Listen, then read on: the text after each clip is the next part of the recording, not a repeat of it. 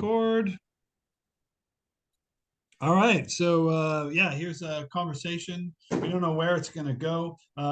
It's me and Randy Dible, and I'm Peter Deshemin, and yeah, we're going to just talk about weird stuff, I think, and see what kind of we're calling this the Dinner and Andre sessions for those of you who Yeah, watched that awesome movie.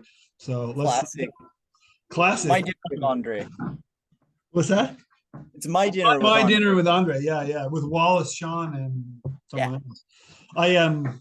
I'm a Star Trek fan, and I'm particularly good at doing an imitation of his character from DS9, but I'm not going to do it right now because Yeah. the Grand Nagus. Um, so yeah, man. Okay, so we've been talking about a bunch of stuff online and just sort of connecting, I guess, over shared interests. Um, I guess I mean there's a bunch of authors that we have in common. We have Gebser in common. We have Deleuze in common, and I imagine others. And so yeah, and also we both I think. wonder, do you know like anthroposophy, like Rudolf Steiner stuff? I mean, I haven't read it, but I know what it is, and I know the Waldorf school and stuff, and I've talked to people, but I don't really follow that. Yeah, I mean, like I've just been like collecting everything weird I could, all my life. I mean, of course, I mean, I think a lot of people do that. Like it's entertaining, Yep, yep. and you could totally buy into it all. A lot of people do. I mean, to good and ill, but you could do it in such a way that you're synthesizing various philosophies, various interpretations of mythologies, of Yep. sciences, ancient, you know theoretical sides of everything. And you could see convergences, you could make syncretisms, you could see syncretisms, syncretic new contemporary movements, Oh, and I think just wherever you are, you put it together, and there's just sort of like an intuitive, ultra simplicity, something so overlooked, and you can see that in the most complex, like far out, cutting edge, advanced thinking. yeah, yeah, yeah. Well, I mean, and there's different spins people take. I'm reminded when you talk about this of Charles Fort, right? And the way that Charles Fort collected weirdness without really judging it. He just sort of like, and then here's the report of the falling frogs in Northampton, and here's this happened and that happened, and the slowly rotating rock of Umbridge, Alberta, or and just sort of reported all this stuff. I'm not quoting him. I'm just. well, Um, actually, I don't know that one, and the he's very more famous. the more I discover, Yeah, the more it's gonna grow and get weirder. yeah. The books of the damned, he called them, and he just collected rejected facts and mostly newspaper reports. So he'd find really weird newspaper articles, and then he'd clip them and collect them. And I don't know about you, but I've noticed over the years an awful lot of newspaper articles that I read that like such and such a thing has happened, and then you never ever hear about it again. It'll just be like, here's this weird. Like, remember in 2015, this was in the newspaper, but this was a thing. In 2015, they reported the ability they'd created designer yeasts that could synthesize sugar into opioids, and this Yeah. was news in 2015, and I looked again like recently for news about that, and the last article on that was 2015. But that's going on somewhere. That like that's having massive effects, but nobody's talking about it because they're home brewing heroin or whatever they're doing. But I guess my point is that like the newspaper often is the register for these blips, these reportages of something very strange, and they usually don't get carried. You usually never hear the development of it, but you begin to wonder what's with the big black spot in the middle of the Gulf of Mexico in 2001. with the spider webs on it. Like that was a report that I read. Then I never heard of it again. And so yeah, I don't know. I find Well, that stuff. it's I think you can think of it, it's so it's a newspaper, right? I think this is a perfect thing to go into. You could use this idea of the newspaper, um, as like an oracle or whatever, because the thing is, when you read something, even when it's just like an in a one-to-one relation between like a definition or a word and a meaning or a Yeah, reality or an imaginary something, yeah, anything, yeah, right? This connection, it is up to interpretation, and interpretation plays between the spirit and the letter, right? And there's like a real literal reading of newspaper where yeah. you could just like take it all at face value, as if it is representing The a world. territory. It's the map to the news of the day, Yeah. and on the other hand, you know there's the spirit, and that's when you really invent. You get inventive about it. You use Yeah. your own creativity to read and to know the reality, and to interpret it. Use a little news literacy, you know, Yeah. right? And So you reduce the possibilities down to the most consistent narrative that you can conceive of, rather than the sort of allow the osmosis of the event of reading the newspaper to just to produce this giant, I mean, I call it the event molecule, right? This giant sort of semi-conscious series of experiences that are not necessarily parsed in any philosophical way. They're just, and then this happened, and this happened. Oh, isn't that weird? And but then what we tend to do as people who with critical training is we tend to reduce it down to something that can then be universalized or explained or so on. But then that has its flaws. That's something that Charles Fort wanted to point out, is that reduction, that distillation always has a sort of a residue of weirdness that it almost has to falsify in order to get that crystal picture, that almost Kantian sort of lockdown of reality. And so there's all this weird stuff, the so-called Charles Fort's damned facts, that are dancing around outside of our ability to explain them. And yeah, it's sort of interesting. Have you read Quentin Miyasu by any chance? oh yeah, I've Yeah. read some Mayasu back in like 2015. I got really into all the different speculative realisms, new materialisms. I got Yeah. really into object-oriented ontology.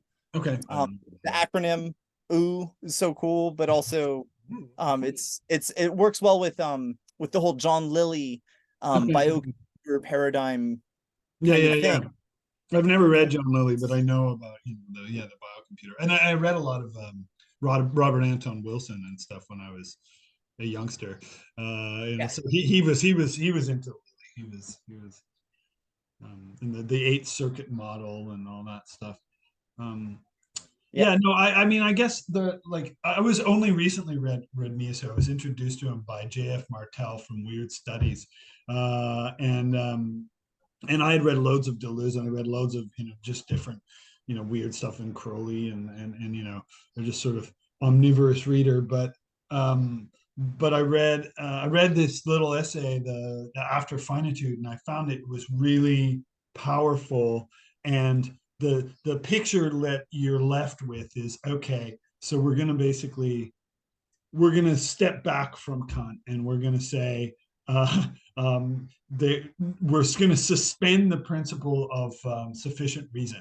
So we're going to we're going to be now agnostic about whether something has to have a cause, and yet we're going to, what I found really interesting was that then we're going to completely accept the principle of non-contradiction.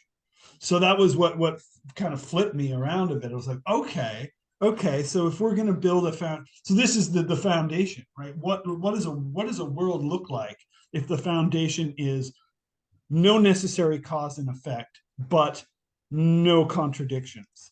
And that's where the idea of the event molecule came about, because if if if events if basically we're not talking about a chain of causes and effects, but rather expressions of the universe that wants to go about continuing to express itself. That means that if we want it to show a cause, we go looking for a cause, we will find a cause, but not because it precedes the effect, but because the event molecule produces the event of us finding a cause. And so we there is cause and effect, but it as a kind of skeletal a skeletal kind of, I don't know how to say, we there is cause and effect, but we in a sense project it into time and space, and it's holding together this fragile mechanistic worldview that we want to inhabit, that lets us be separate from the thing in itself and so on. But it's just a dream that we're dreaming. It's an kind of an engineered dream. And I find that it's very interesting, that if we allow ourselves to, it seems more consistent ultimately if we allow ourselves to believe that the universe produces events in response to our attentions. But it's certainly a hard pill, I think, for a lot of modernists to swallow. Yeah. Well, so when like Newton and everything was happening, that mechanism, there was all this reaction, romantic, like from the Renaissance, then this romantic reaction of organic philosophy, and there was a general philosophy of nature that had like physics and other sciences based on this dynamic worldview that was romantic in the sense of like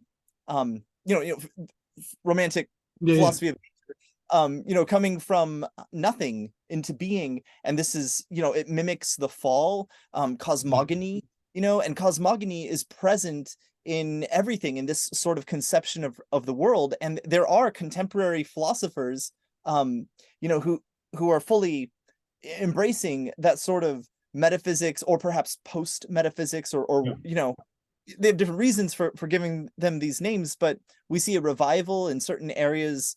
I was just in a meeting today. I'm the host of the North American Society for Early Phenomenology speaker series, and we had Simona Bertolini just today earlier give this beautiful, amazing talk. It was like an hour and a half long on with the discussion on Eugen Fink and his philosophy of the world.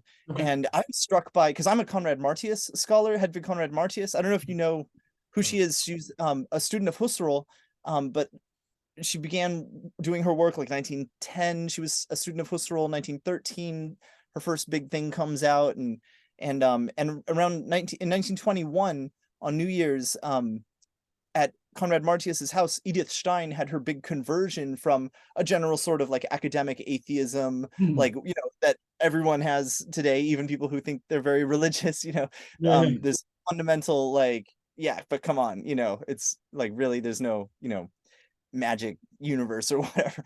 I think I don't know. I have to look closer at her, but the general sense is from atheism in this ordinary sense, to a Catholic. She became a theist and a Catholic. Actually, Konrad Martius isn't even a Catholic, but this happened at a big conversion she had at Konrad Martius's house in Bad Bergzabern on New Year's Day, 1921, 22. Interesting. And so this conversion, Edith Stein became a saint. Pope John Paul II canonized and beatified her in the 1990s. Oh, wow. And she's one of like 6 patron saints of Europe, and 3 are women, 3 are men. She's the only contemporary one. It's pretty cool. But so she was a student of Husserl. She's the one who Heidegger took her spot and kind of took a lot of her energy in a way, in his way. And Konrad Martius was in fact doing a lot of what Heidegger was doing, ontological phenomenology of Dasein and being in the world, and this particular kind of conception of temporality, but from a like time falls in from eternity, into time. Of like Platonian romantic philosophy. She was inspired by Franz Xavier von Baader, one of these philosophers after Kant. This whole tradition, Fichte. But von Baader Yeah, big influence on Schelling and Hegel. And so I made a little note in Simona's reading. I said Eugen Fink is to Hegel as Hedwig Conrad Martius is to von Baader in a way. You can see a similar sort of interest. Okay. Conrad Martius is like even more into it, like more magical, more bringing back the ancients, Plato and Aristotle, the pre-Socratics, but also, Plotinus. Even Van Fink, you could Okay. see it a lot in his work on Heraclitus. But anyway, I mean, this is like the philosophical milieu of magic or whatever you want to call it, this weird energy. Yeah. Well, it's interesting. I mean, I've had a pretty different trajectory. I I think that probably my so when I was in studying in undergrad, I had a particularly charismatic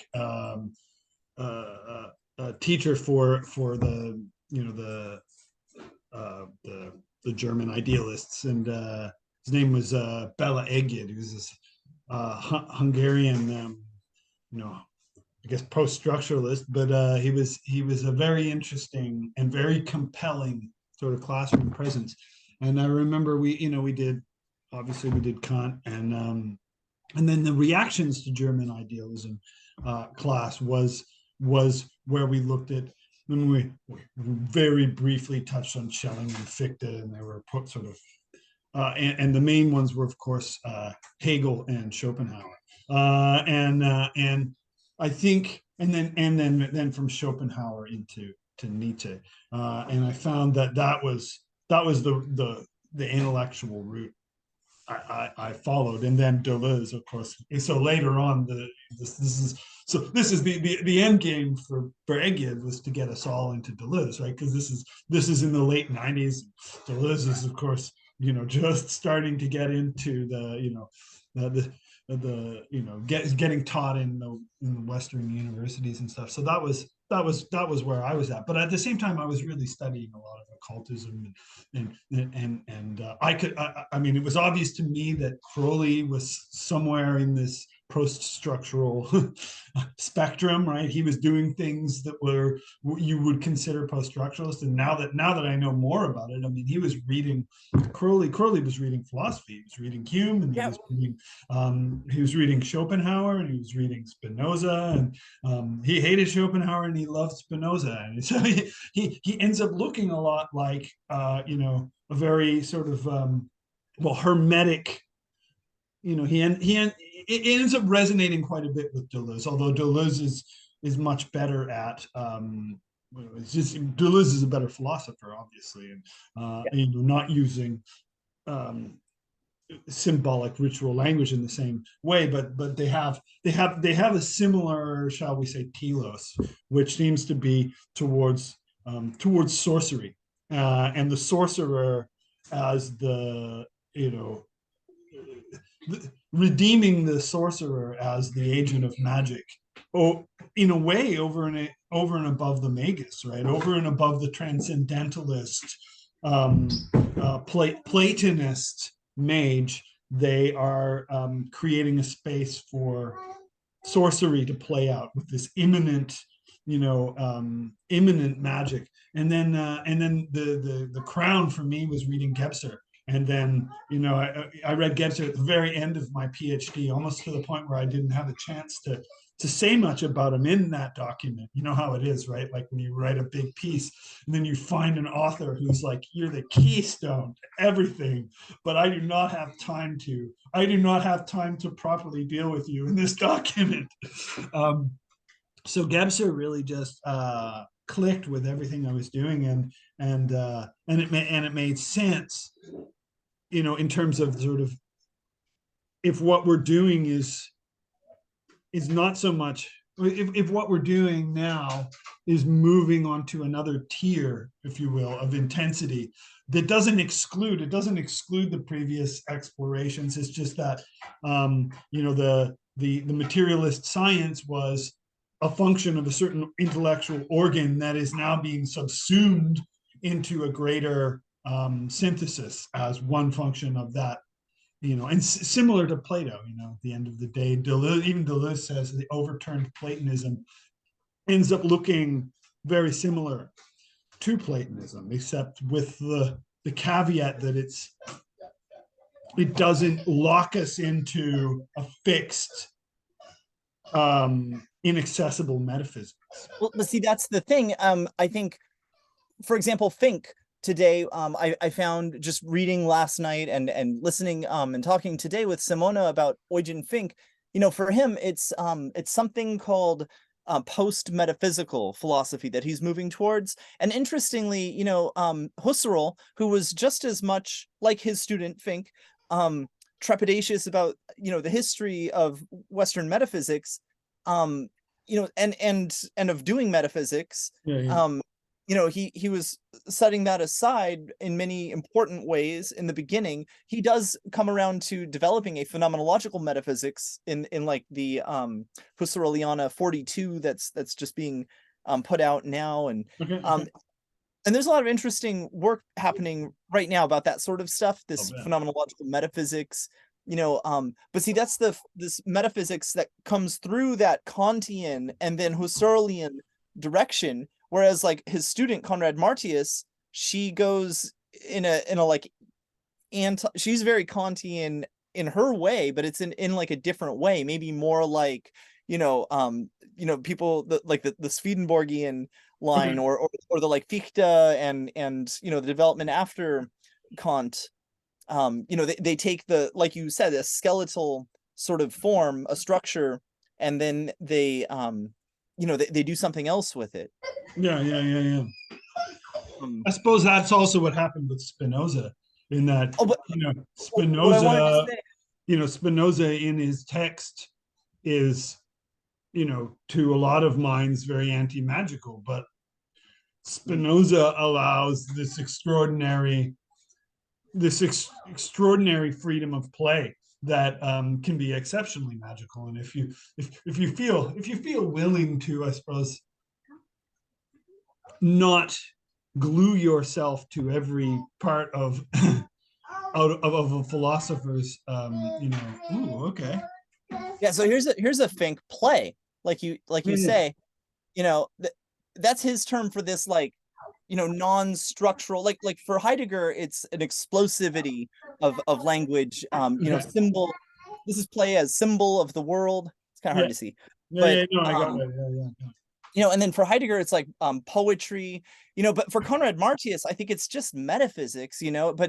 But she does it in a different way than the way I think a lot of people are complaining about, which is that it fixes and it substantializes and hypostasizes. You know, these can all, these words themselves have different meanings, you know. But Totally. I think for someone like Conrad Yeah, Martius, it's more like a reinterpretation or a refounding okay. of the metaphysics, like, you know, of Aristotle and of Plato. No, no. um for example, like one of the big hermeneutical lines in philosophy comes from Schleiermacher, you know. And for him, he was very like to the letter. He's like, we're going to do this you know, philosophical hermeneutics by reading in particular Plato to the letter. But in fact, if you do this anti-Schleiermacherian thing that happened after Schleiermacher with other people, that you look at the spirit and not the letter. And it was from this line that the Agrapha Dogmata, the esoteric Platonism, as it's called sometimes, the inner academic Platonism, comes, where Okay. it rereads these things and finds, you know, a deeper meaning, and even uses that hypothetical speculative method to find evidence for a really interesting full-blown doctrine of the one and the two, arithmetically or Okay. analytically, and this sacred geometry type stuff, the dimension Yeah, and yeah. full on the synthetic geometrical side, Cool. you know.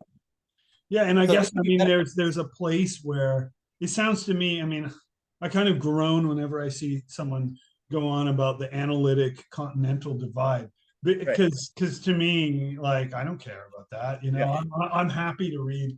I actually find some analytical philosophies Yeah. kind of fun to read. Like, it's like, okay, this is the game being played. All right, we're gonna, and I remember doing, like, I wasn't terribly good at it, but I remember doing, like, making Turing machines, and like, doing the axiomatization of predicate logic, the, like, following along with that kind of stuff. That what was it, Whitehead and Russell, but I'm, and at the same time I'm reading Proclus and Deleuze, so this was my, You'd be into this one. Look, this is a book called this, oh, cool, right? cool. History of the Occult Tarot. But look, it's by Yeah, this yeah. guy. Do you know who this is? I haven't read it, but He's yeah. a phenomenologist. He's one of the Husserlians. It's So, interesting. He has this occult side. Totally. I think it's the occult, the esoteric is kind of spiders across all of it, right? One thing I found really interesting, like I followed the line, I don't have the book here, but if you've ever read Paolo Rossi's Logic and the Art of Memory, you'll see that there's a line of development from Ramon Lull, the 11th century, polymath, through obviously through the Renaissance, Agrippa, Bruno, but then influencing Leibniz and influencing the creation of binary and of the calculus, and then Boole, and then Turing. So computer science has a lineage that goes deep into occultism, and so yeah, and of course, yeah. So I haven't read it, but I know that it's good. I was like 10 minutes late, I guess, or whatever, or I don't know. We didn't make a set time, but because I was peeling through my bookshelves around the house for this book. Not this book. I have a few editions of this. This is a first edition, but rather in George Spencer Brown's house. Outside his house, there's like a boiler room, and I lent him some of my stuff. And when I went over there one time, when I was looking for him, he wasn't there. I found an Aleister Crowley book, and I thought that was interesting because I've talked to him about it before, and it's hard to believe what the guy says sometimes. So I didn't know what his position was exactly, but he had the book, which I thought was curious. It was the Book of the Law. Yeah. It was a bilingual German and English edition, and I just thought it was curious that he had it, But I have it here somewhere. He was a friend of mine, Spencer Brown. Okay. In fact, we're forming this society, the Spencer Brown Society now. We came out with this book earlier this year, this big, ginormous. Yeah. You sent me a PDF of it, and it looks really, really interesting. I think that's how we first got in conversation, because I published something about like essentially my understanding of how mental spaces form and why that allows for sacred geometry and so forth. And what does that look like? It looks like his wand.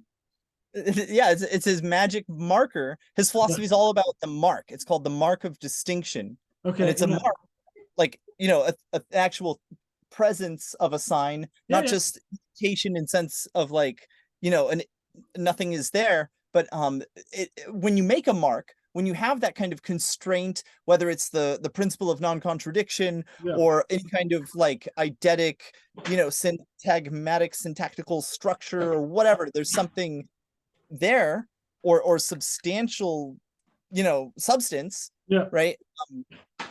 Is there really like all these distinctions, or like in Spencer Brown's philosophy, there's just the first distinction, and his calculus is based on that, the calculus of the indications of the first distinction, and that is a magical cosmogonic world picture, that there's only the first distinction, that's real being, so but this is sort of an axiomatic unfolding of that. Where does that, is that like Hegelian, or is it where does that, because it sounds like that's a sort of a Hegelian move to make for Spencer Brown, certainly. And there are people who've compared, I think Christina Weiss in our book here at our 2019 conference, she focused on that sort of stuff. A lot of people do see the kind of Hegelian presence in that, but even deeper, I think, than the Hegelian, which I think it is all about the absolute, about the self-presentation of the absolute, the Gegenwärtigung, third, moment, but but for Spencer Brown, it's called the unmarked state, and it's like the Bohmian, das Nichts, it's the nothing. But it's also like the Buddhist shunyata, I think, is the best way of looking at it. So I've been pushing for a lot of Kyoto immersion.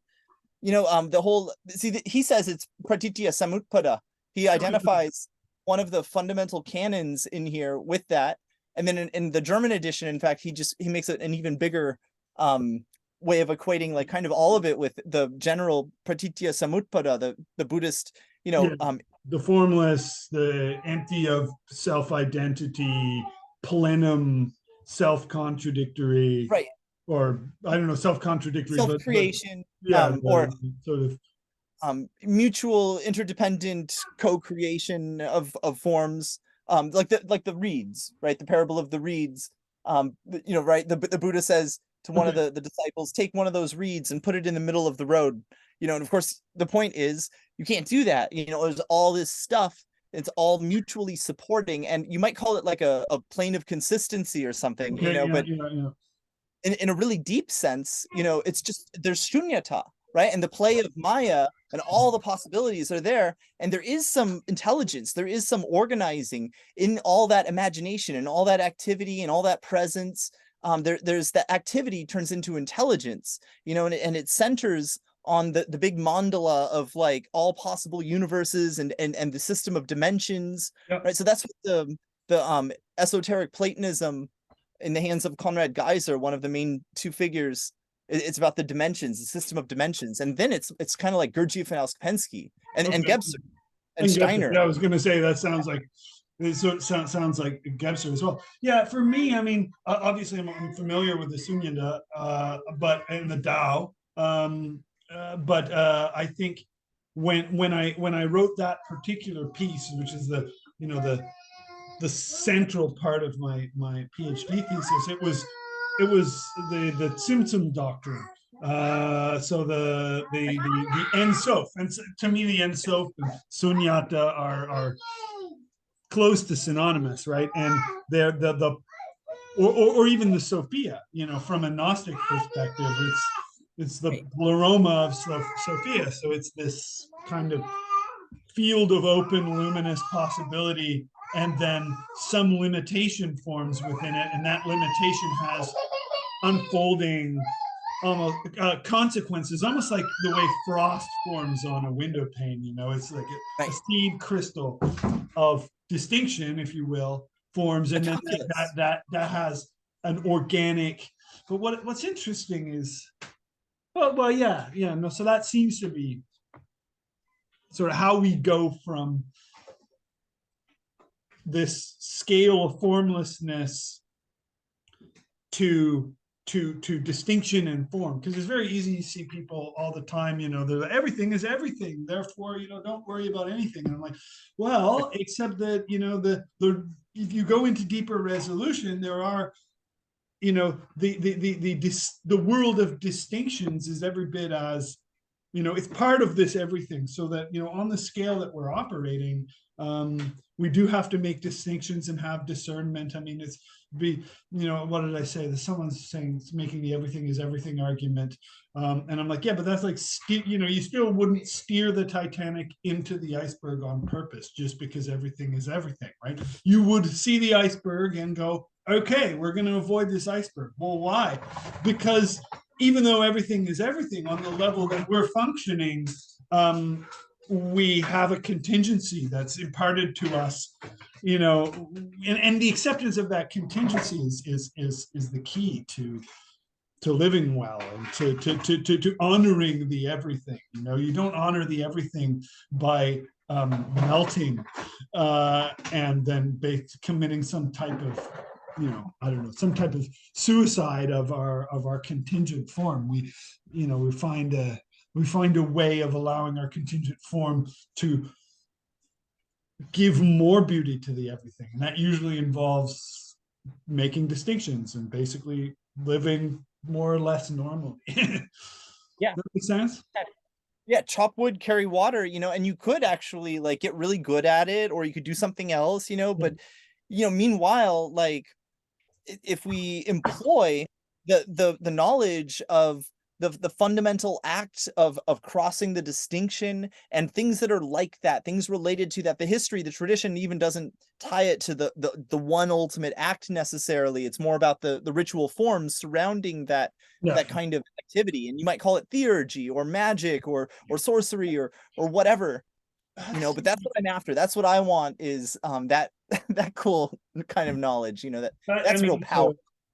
so I left academia when I finished my dissertation. I, went into art because the practice. What I found at my experience in academia was I was talking about philosophers, and I was parsing philosophical ideas and so on. But I know that all of these thinkers had these practices that they do. Even Descartes sitting playing with wax. I mean, philosophy isn't just thinking about ideas, it's designing ritual practices that take us to the places where the ideas then manifest to us. So, like, nobody just conjures new ideas out of books. We don't get them from books. We get them Well, from this is activities that we perform. on like Facebook. You just posted this, Oh yeah, you yeah, know, yeah. and that, and I was healing all over the house before looking for Aleister Crowley's Book of the Law, not because of so much like the content, which I hope to talk to you more about that sort of stuff. Whatever we can Yeah. compare notes, but this particular book came from Spencer Brown, so it's like one of my magical items. Like Like, his. it's got a story. It's yeah. Okay, yeah, yeah, yeah. I'll show you. I was looking for that, and I've been looking at lately Florence Farr. Okay. She had this thing called the Sphere Group, and Crowley is like in the Hermetic Order of the Golden Dawn, right around that time, right after Yeah, yeah, that yeah. time.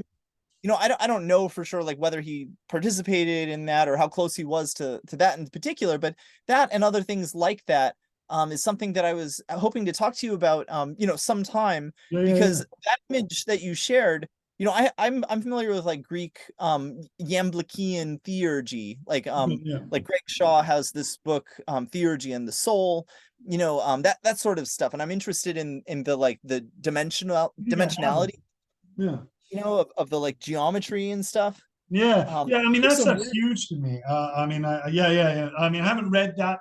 I kind of just sort of found my way into it, and actually, one of my favorite books is it's this one, and this is just astonishingly cool. And what it is just this gallery of magic squares. And so I spent a lot of time studying and thinking about magic squares, and a lot of my art is basically me illustrating magic squares. So yeah, I do. Yeah, I spent quite a bit of what bit of time on that. I Proclus. I had a great professor who guided me through Proclus when I was in undergrad. So, like I said, I was studying simultaneously the three threads that informed me was I had a great professor. I had three great professors. A great post-structural professor doing Deleuze.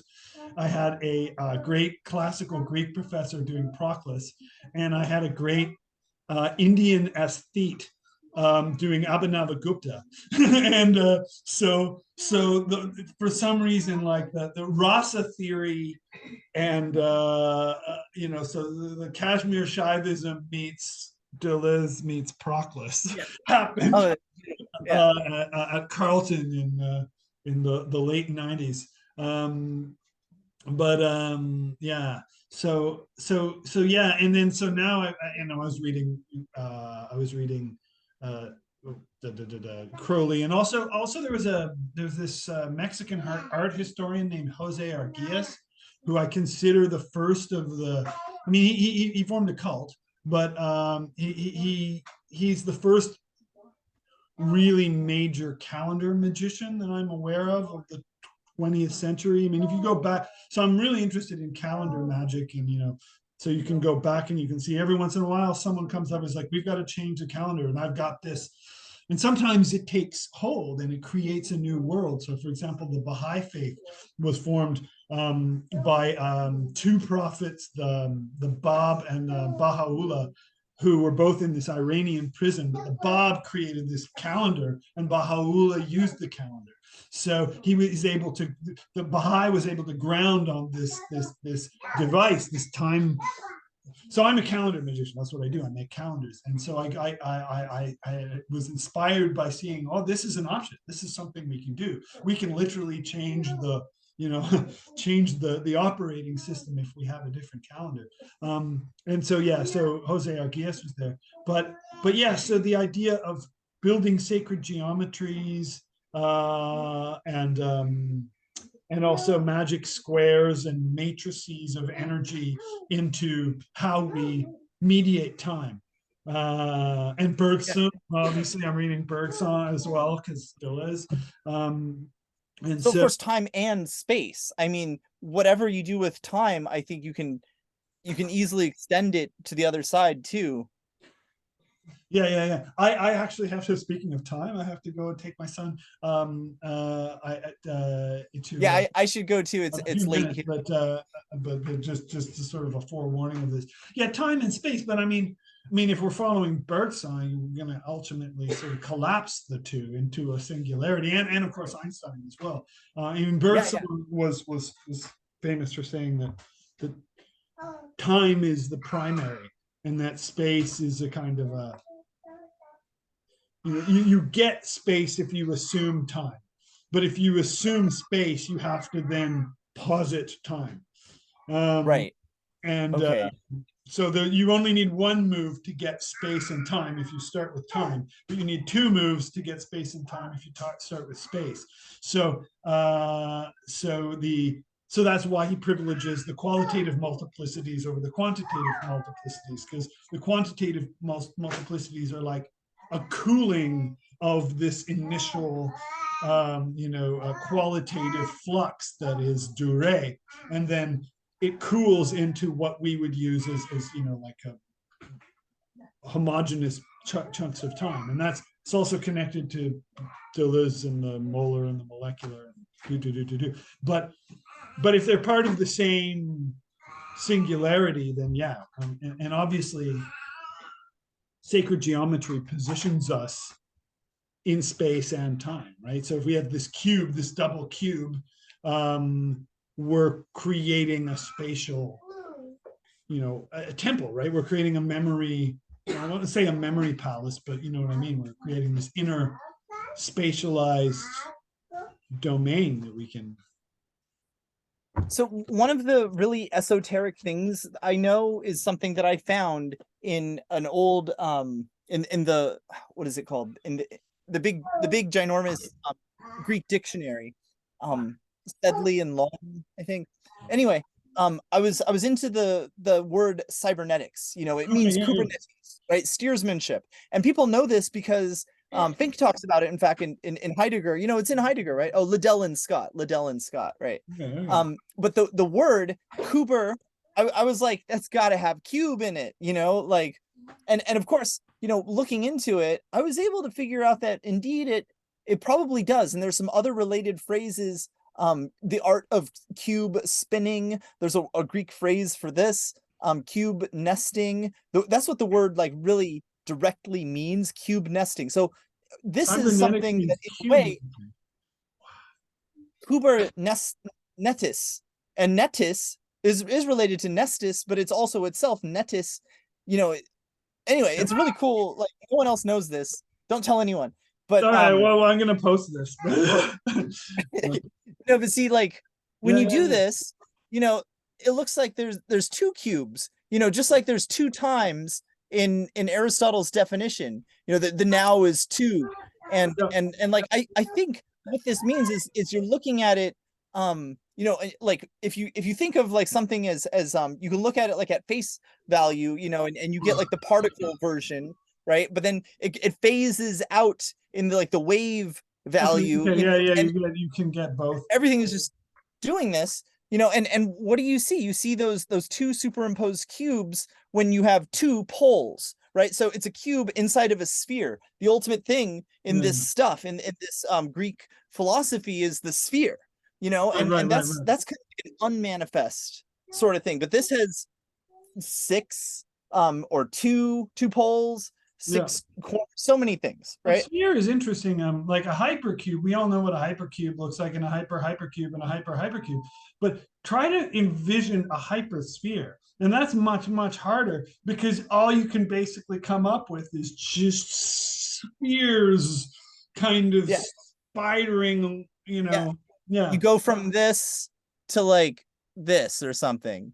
something like that. I gotta let you go because I gotta take my son out to the playground. But uh, I feel like we have just like barely scratched the surface, and there's a Yeah, I have like this diagram I'll show you at some point that Oh, yeah, Conrad yeah. Martius made of these like fundamental forces. So It's a yeah, real I trip. want to do this again. I want to do this again and explore all this stuff because I mean we haven't even gotten into the Keys of Enoch that you sent me, which is a really Yeah. weird looking book, man. I gotta say I'm excited to read it, but it's like whoa, okay, this is gonna be interesting.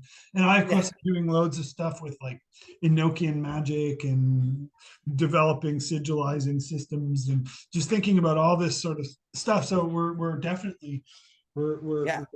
I think we can have a phenomenal, pardon the pun, conversation. So let Yeah. this be the vestibule of that conversation, Yes. the porch. Yes. Um, Very good. cool, Cool. man. So can I'll let you go. if it's cool with you, what I intend to do with these videos, post it, and Yeah, then yeah, yeah, absolutely. that'll be great. We can yeah have a little series or something. All right. Yeah. All right, Randy. Phenomenal to talk to you. And oh, Arcturus is waving. Hey, Oh, cool. buddy. Hello. All right, gotta let you go. All Okay, right, have care, fun. man. Bye bye. Be well. Bye. See ya.